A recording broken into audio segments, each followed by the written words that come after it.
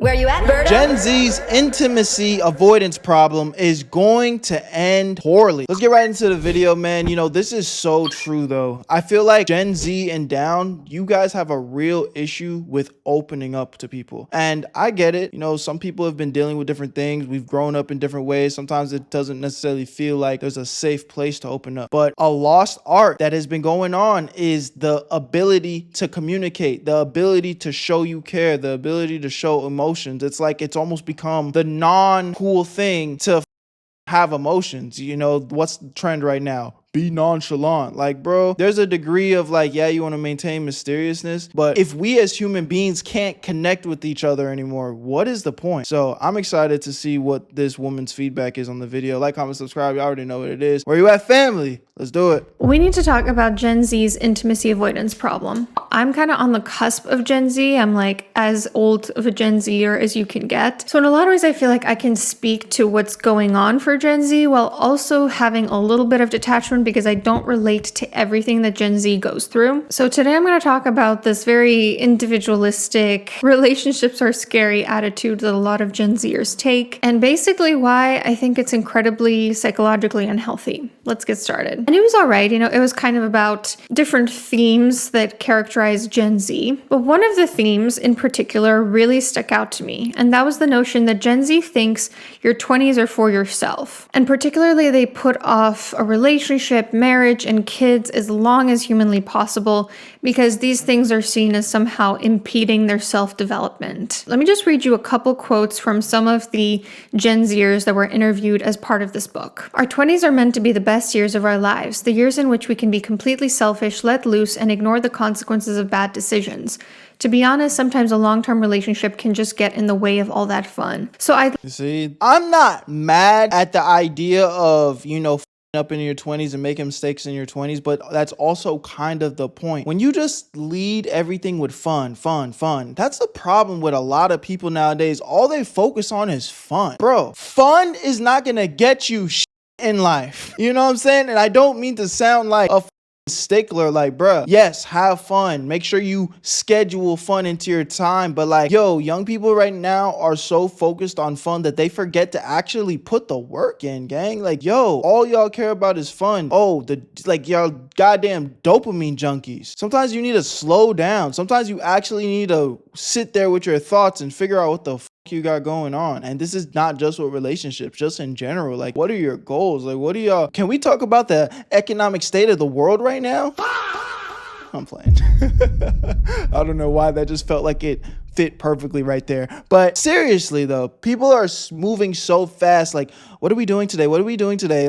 Let's have fun. Let's have fun. You know what I'm saying? Let's go fucking boating. Let's go do this. Let's go do that. It's like, bro, when was the last time you actually sat down and wrote down some goals and was like, yo, these are the things that I want to accomplish for myself? Everybody's so focused on having a good time, escaping the reality of them doing nothing. Yo, real quick, if you like making money, I need you to watch this part of the video. If you don't like making money, then go ahead and skip it, but that really should be none of y'all. I know you guys have been seeing me promote this new app called Free Cash, and the big talk of the town is this a scam, Berto? What is this? Well, look at this guy and this guy, all people from our community that are making money through the Free Cash app. The link is in the description. Even one person from my boy Astro Dior's community made $1,000 using the Free Cash app. I know it sounds crazy, but yes, you can make free money while playing games on your phone. But let me break this down in a very clear way for you guys so you know exactly what's going on. When you sign up for Free Cash using the link in my description, once you're in, you're gonna see a list of games pop up. You download them, you play them, you beat the levels, get to the certain requirements that they tell you to hit. And once you get there, you're gonna get some credits sent to your account. Every single time you hit the requirements, you get paid real money. And they make the process so easy that you can cash out that money into your PayPal or even gift cards. And yes, it is completely free to use. Now, there are some options where you can spend a little cheese to get through the level faster, but you don't need to do that. The reason why this is even possible is because these games are trying to get new players onto their platform. So they pay free cash to pay you to get people to play the game. Now, I know I showed you a crazy example of somebody making up to $1,000, which it's possible, but realistically, it might take some time. This is just an easy way you can make an extra 10, maybe 20 bucks, just doing something that you guys probably do for free anyway. So if you're gonna be bullshitting on your phone playing games, why not get paid? So if you've been on the fence, this is your sign. Click the link in my description and try out a few games. And when you make your money, take a screenshot and send it to me, bro, because I want to see y'all make that cheese. Because if I'm winning, I want to make sure y'all winning too. I love y'all. Y'all know what to do. Link in the description, and you're gonna get a $5 bonus using my shit. Now let's get right back to the video. Where you at, family? I'd like to give some pushback to this notion that there's ever a time to be completely selfish and ignore the consequences of bad behavior. guess what? Oh, I'm sorry, I'm yapping, but let me just get this one little point off. Your 20s, honestly, is the best time for you to lock in, bro. And I say this because it's really the foundation of everything. Like, if you get so caught up in the, oh, I'm going to be an idiot in all my 20s. Oh, I'm just going to have fun. I'm not going to, build any real meaningful relationships. Oh, I'm not going to build any meaningful businesses. I don't care about, furthering my way in my career. I'm not going to give a fuck about school and take that seriously. I'm not going to have any foundation and everything because my 20s is all about my fun. You do realize that by the time you're like 30, in your mid 30s, late 30s, who's going to take you seriously in all aspects of life? In the corporate world, if you don't have like a thriving business or a stable job, what are you going to do? Where are you going to make money? How are you actually going to survive? And the time to do that would have been in your 20s. When it comes to relationships, who's going to take you seriously? Let's just, as from a man's perspective, you're in your late 30s, you don't have a stable job, you don't have a thriving business, you don't have any inkling of like something to show like I'm going to be making a decent amount of money soon because you just spent all your 20s having fun. Which woman's going to take you serious? Which other man's going to take you serious? Even just on a friend level, it's like you're a fucking bum at that point. But it's because you fucked off your 20s. You didn't focus on anything. You know what I'm saying? Now your physique, let's change it to body goals. You know what I'm saying? Your metabolism is slowing down. Your testosterone is slowing down. It's going to be a lot harder for you to get into peak shape because, you know what I'm saying? And you were just having fun all your 20s. You didn't give a fuck. You was eating all the junk food. You was taking all the drugs. You was, you know what I'm saying, out partying every weekend, drinking. You got all this stubborn fat on your body now. It's going to be 10 times harder for you to. So in what world actually is just fucking off your 20s and having fun like the actual better answer? I'm so passionate about this because this is a lot of people's mentality. Like, now I'm not saying that you should be boring and have no fun at all, but the best time for you to lock in all the things that I just named in a negative light, flip the script, you lock it in your 20s, you build that foundation for the rest of your life. The rest of your life can be fun.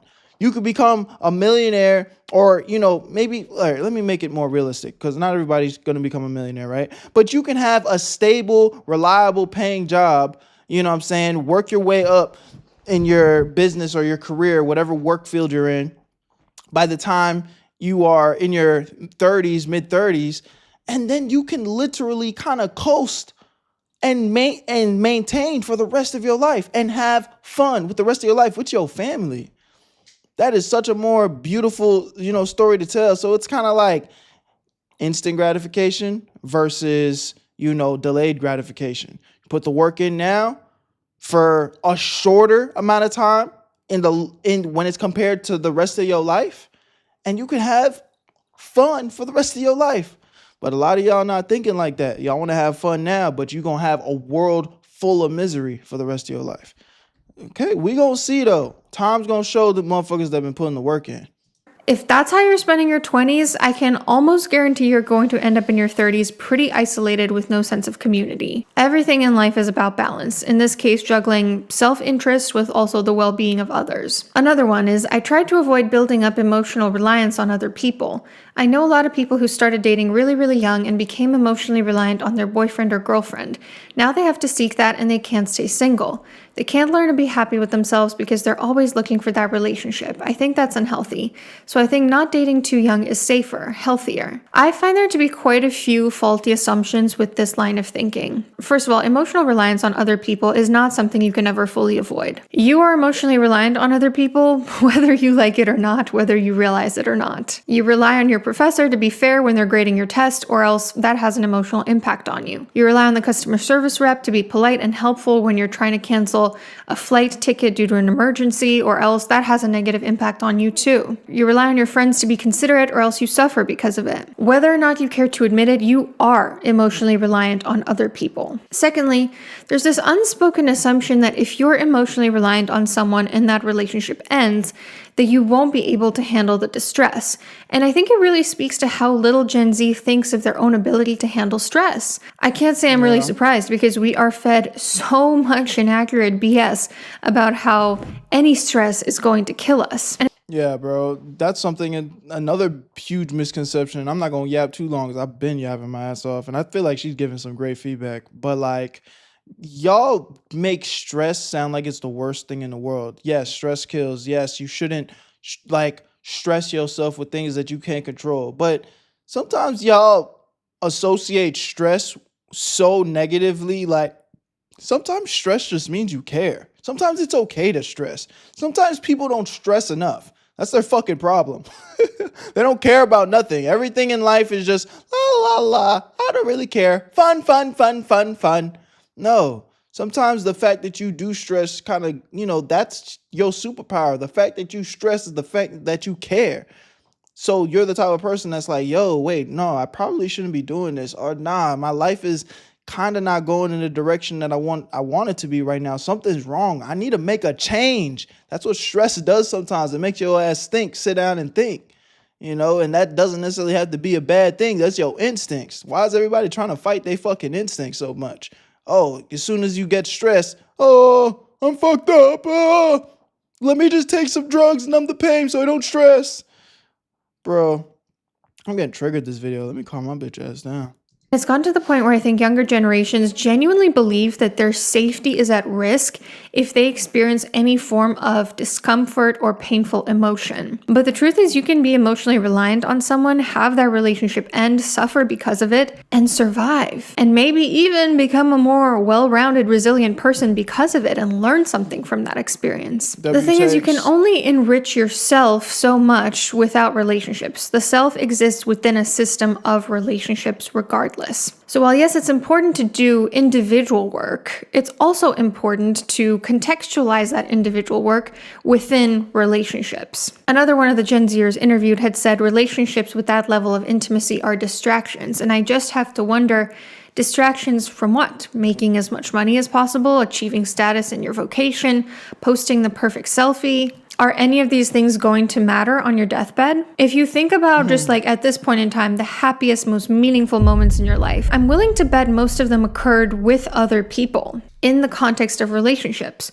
I'll tell y'all one of my biggest regrets right now. This is coming from a workaholic, somebody that has sacrificed. Bro, I can't even tell y'all the things that I've sacrificed for the success that I have today. And while I'm forever grateful for the platform I've built, forever grateful for the platform I'm continuing to build, the opportunities, the opportunity to just live the life that I'm living is such a great blessing, and I've worked so hard to get here. Man, one of my biggest regrets, and I can actually say this, they say not to live with regrets, but I regret this, is I have traded so much time away from my family and my loved ones, and I'm 29 years old, and when I look back at my family photos and I look back at my family vacations and my siblings going out and doing things and having a good time, I'm not there. I'm not in those photos, and that shit hurts my heart. It hurts my soul to my core, bro. Like, it pains me, and the only thing that makes me feel better is just like I'm still here, I'm still alive, I'm still breathing, so I still have an opportunity to like make that change and make that adjustment. Again, bro, the grind, something's got to get sacrificed, but at what cost? And this is where I'll say, yeah, make time for fun. You know what I'm saying? Make sure you schedule that balance. Life is about balance sometimes. Like, it's like, what's all the money worth? What's all the success worth? What's all of it worth if you can't be reliant on the people you say you love and care about? You know what I'm saying? And spread that with them and make sure that you create the memories and being there with them. So it's like, I feel that heavily big on that. Chris McCandless realized just a few days before he died, alone and isolated in the Alaskan wilderness, happiness is only real when shared. So one big way that this attitude shows up for Gen Z is with hookup culture, where the person who pretends to be the most disinterested in a relationship kind of wins the hookup. I actually did my dissertation on hookup culture, so I can attest to the fact that the research says most people actually want a relationship and actually don't want meaningless hookups. Yet most people also assume that no one else is on the same page as them. Because there is this culture of hooking up, people assume that everyone's just out for something casual. So most of them just give in to hookup culture because they don't want to lose their power, or they give up on dating and sex altogether, which is not very surprising considering Gen Z is the least sexually active generation despite the most Is it? positive societal attitudes that exist in this day and age. You gotta realize that things like romantic relationships can actually prompt self-development. They don't hinder it. And I think there's often this saying that you have to love yourself before somebody else loves you, but that's simply not true. We learn that we are worthy through relationships with other people. Most people learn this when they're very, very itty-bitty from their parents. Some don't. And it's very challenging to try to prove to yourself that you were worthy and that you deserve love if no one has ever made you feel that way. She's giving some good perspective here. It's going to take a lot longer and it's going to be a lot harder than if you genuinely meet another human being and you connect on a deep level. Friendships and family relationships can also prompt self-development. I think I used to be a little bit conflict avoidant, for example. I used to just want to throw out relationships the moment something got tough. And in the last year or so, I've started to realize how working through conflict and deciding to ultimately not estrange myself from people in my life when I was tempted to turned me into a more compassionate person, a more assertive person, and a more mature person. This is not work that I would have been able to do if I had focused 100% on just myself and my selfish needs. If I had done that, then I probably would have cut those people off and foregone the self-development that came from it. But, a word of hope and encouragement here. Many Gen Zers, like myself, reject this hyper-individualism and this intimacy avoidance. And there are people out there who will give you a sense of community when you start a family. And studies show that the majority of people do want a relationship, although they don't realize that other people do. They tend to assume that everyone else wants meaningless hookups. Even on this video, I expect there will be a lot of comments agreeing with the sentiment that we shouldn't avoid relationships, that relationships don't hinder self-development. Make a note of that. There are lots of people out there who haven't drunk the Kool-Aid of intimacy avoidance. This kind of reminded me of a conversation that I had with somebody very close to me. And I would say, but I'm imagining they want to keep it a secret for now. So for now, it's just random person in my life that I'm close to. They're going to be proposing to their, significant other soon. And my instincts wanted to hey man, are you sure? Be negative, and give him a long list of reasons why he shouldn't do that, especially because he's younger than me, and I had to stop myself. And remember yo, bro, why there's this cloud of fear that reigns over us, what I'm saying, where everything is about what if this goes wrong, what if this goes wrong, what if this goes wrong, but it's what if it goes right though, what if it goes right? And I think what she's saying here is so important because y'all be so scared to get into relationships, y'all be so scared to get hurt. Y'all be so scared to get fucked up. And I get that. I feel that. It hurts. I've been hurt before. I know what it feels like. I know what that heartbreak feels like, man. That shit is heavy. But at the same time, nobody's died from a broken heart, bro. You know what I'm saying? Nobody's actually died. Your heart doesn't just explode when that girl breaks your heart or if that boy breaks your heart, whatever it is. You know what I'm saying? you will get over it. You know what I'm saying? Us as men, you know, if you get into a divorce, if you marry somebody and it doesn't end up working out and a divorce ends up happening, does it suck? Yeah. Is it financially inconvenient? Sure. You know, there's a bunch of bullshit that happens with stuff. But who was the last person that died from that? And my point is, it's like, it's not the end of the world. Like, you're gonna be okay.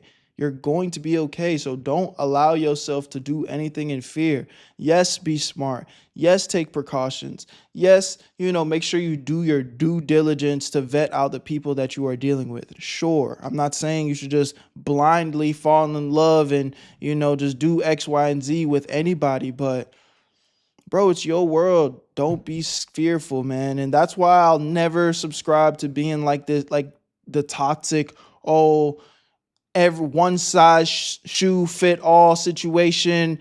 If this worked for this person, this is how you need to move. Everybody's situation is different, bro. And, you know, I ended up just telling them, hey, man, I'm sure you know right from wrong. I'm sure you vetted this person to the best of your ability. I love you. If you need anything, I'm here for you. And, you know, good luck to you, bro. I'm happy for you.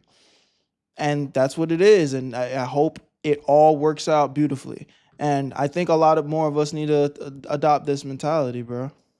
Start seeking them out. Start realizing that they are more common than you think, because this intimacy avoidance is not healthy and it's going to bite my generation in the ass in a few years. So please be careful and please seek out the people that reject that. Hope you have a nice rest of your week.